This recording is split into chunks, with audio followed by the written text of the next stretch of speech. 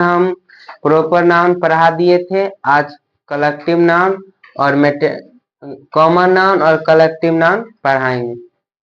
क्या होता है कॉमन नाउन, क्या होता है कलेक्टिव नाउन, उसके बारे में पढ़ाएंगे। कॉमन नाउन, कॉमन नाउन को हम बोलते हैं हिंदी में जातिवाचक संज्ञा। इसका अर्थ होता है shared by all of the same group, यानी सेम ग्रुप को हम शेयर करते हैं। यानी जिस नाउन से किसी खास जानवर, स्थान या वस्तु का बोध न होकर पूरी जाति का बोध होता है, पूरी जाति का बोध होता है या श्रेणी का बोध होता है, उसे हम कॉमन नाउन कहते हैं।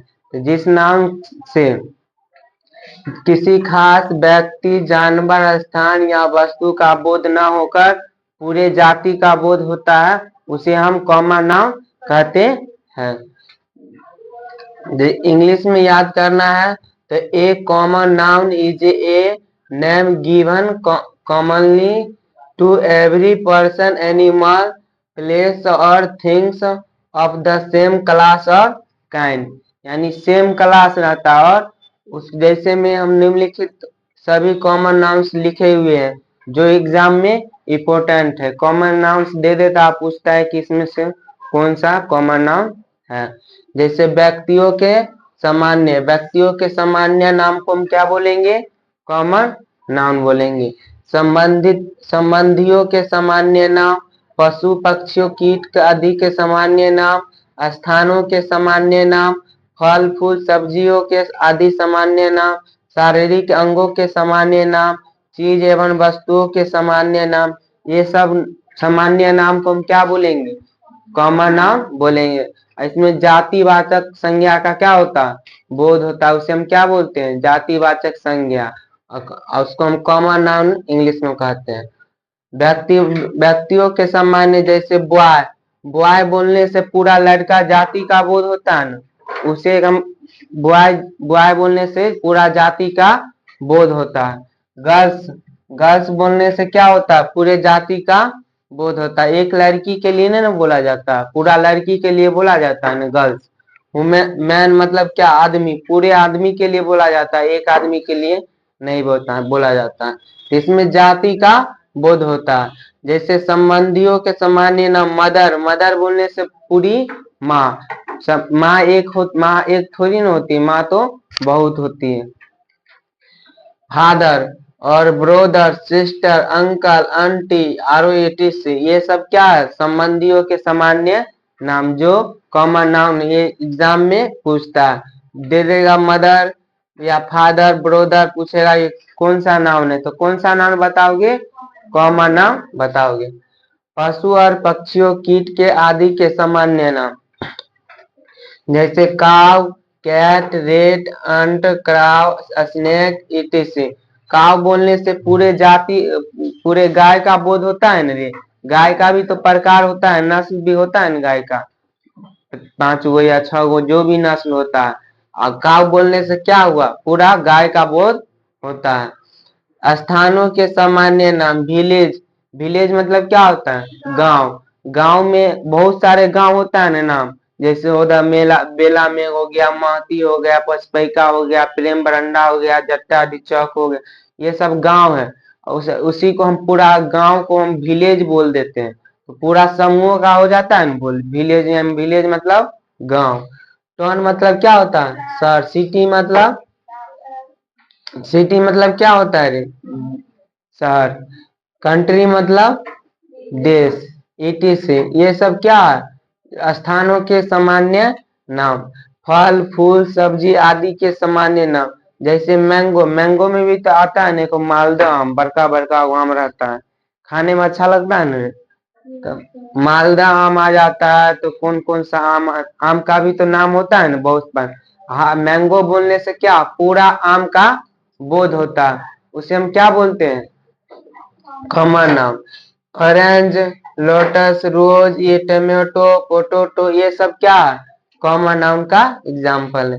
शारीरिक अंगों के सामान्य नाम, जैसे head, foot, eye, ear, hand, leg, tooth, tail, nail, etc। ये सब क्या है, कॉमन नाउन है। चीज वस्तु के सामान्य नाम, pen, pencil, bench, desk, table, chair, bus, train, ये सब क्या है, कॉमन नाउन का एग्जाम्पल है। तो कॉमन नाउन के बारे में आप समझ गए। आप हमेशा नोट्स बनाया कीजिए, क्योंकि नोट्स बनाने से याद भी हो जाता है। तो जो भी लिखा है वे आप लिख लीजिएगा एक बार, ठीक है। कलेक्टिव नाउन यानी हम उसको बोलते हैं समूहवाचक संज्ञा, जिसमें समूहों का बोध होता है, उसे हम क्या बोलते हैं, समूहवाचक संज्ञा या कलेक्टिव नाउन कहते हैं। वही बोला, जिस नाउन से एक ही तरह के व्यक्ति या वस्तुओं के समूह का बोध होता है उसे हम कलेक्टिव नाउन कहते हैं। उसे जैसे इंग्लिश में अगर किसी को याद करना है, a collective noun is the name of A number of person, things are taken together and spoken of as one whole, यानी समूहों का बोध होता है, ठीक ना। जैसे क्लास, क्लास बोलने से वर्ग, वर्ग में बहुत सारे लोग रहते हैं ना, तो उसमें समूह हो गया ना। टीम, टीम मतलब क्या, दल, दल में भी तो बहुत सारे होते हैं ना। मोब मतलब क्या होता है, भीड़। हेड मतलब क्या होता है, झुंड। क्राउड मतलब भीड़।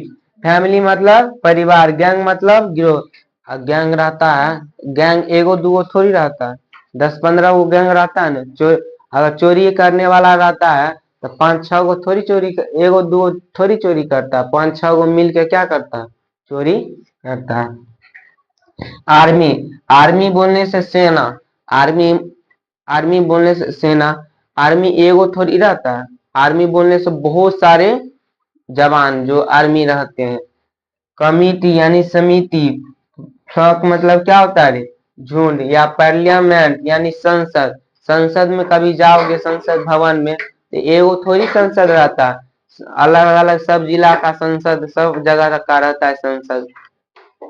तो इसको हम क्या बोलते हैं, कलेक्टिव नाउन। और उसके बाद अब तीसरा क्या है, मेटेरियल नाउन, उसके बारे में हम पढ़ते हैं।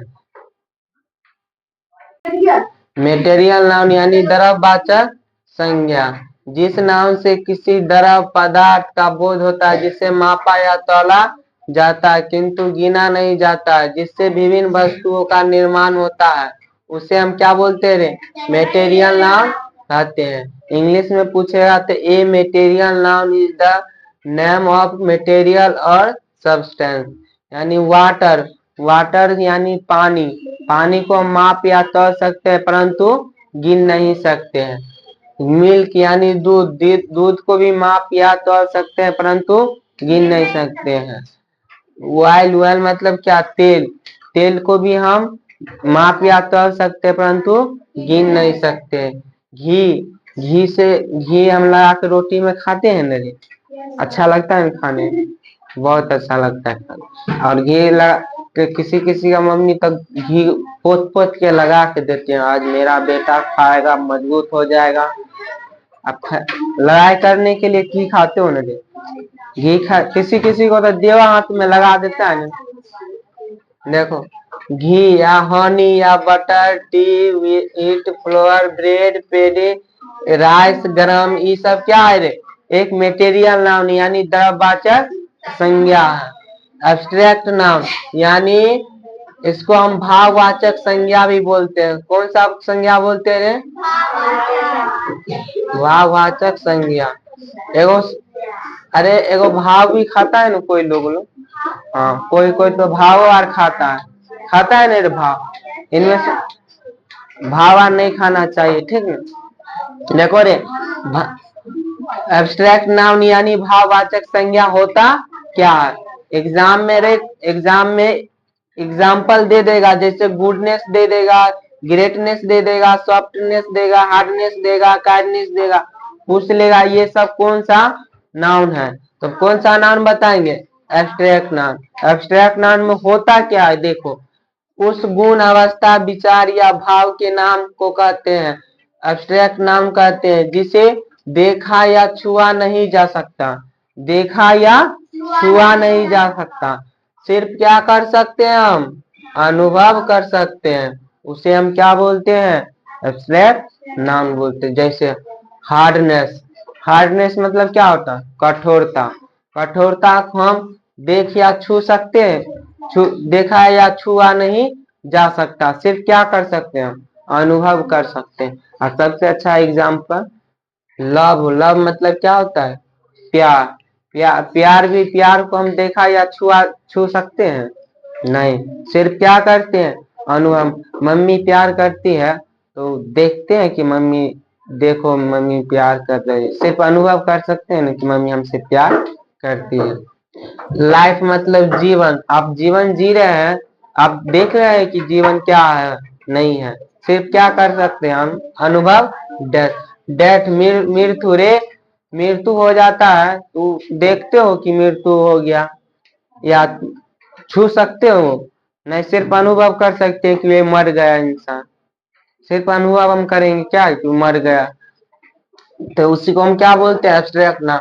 अगर इंग्लिश में कोई पूछेगा एब्स्ट्रैक्ट नाउन होता क्या है, तो रे देखो इंग्लिश में याद करने के लिए, an abstract noun is the name of some quality, state, feeling और idea that we can only think of और feel but can not see और टच।